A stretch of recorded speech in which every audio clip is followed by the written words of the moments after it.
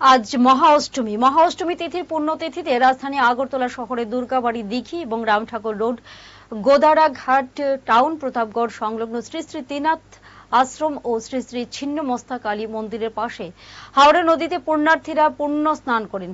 কথিত আছে, অষ্টমী তিথিতে স্নান করলে পুণ্য লাভ হয়। জগৎ সংসার ও সন্তানের মঙ্গল কামনা করে পুণ্য স্নান করেন পুণ্যার্থীরা। পিতৃপুরুষের উদ্দেশ্যে এদিন পুণ্য স্নান করে তিল তর্পণের রীতিনীতিও রয়েছে। ধর্মপ্রাণ মানুষের বিশ্বাস, এই পুণ্য লগ্নে পুণ্য স্নান করে তর্পণ করলে পিতৃপুরুষ জল গ্রহণ করেন। এদিন নারী পুরুষ আবাল বৃদ্ধ বনিতা সকলে দেখা যায় পুণ্য স্নান করতে। পুণ্য স্নানকে কেন্দ্র করে ধর্মপ্রাণ মানুষের মধ্যে বিপুল উৎসাহ উদ্দীপনা পরিলক্ষিত হয়।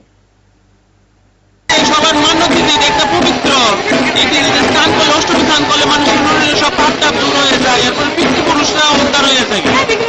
তার জন্য আজকে আমরা মা ও একটা মায়ের কোটালে নিয়ে এসেছি। মা বাবার নামে আমরা তর্পণ করে তারপরে আমরা আপনার শান্ত শান্তি করে তারা উদ্ধার হয়ে লাগা।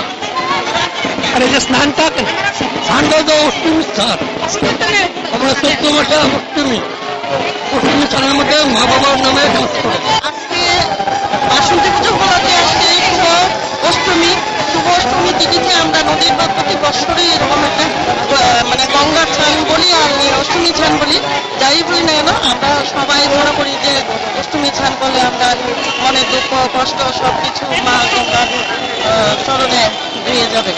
এই উপলক্ষে আমরা অষ্টমী পুজোতে প্রতি বছরে এসেছি। জুড়ে থাকে বাঁধন আপনার চেয়েও আপন, জুড়ে থাকে বাঁধন আপনার চেয়েও আপন, আপনার চেয়েও আপন।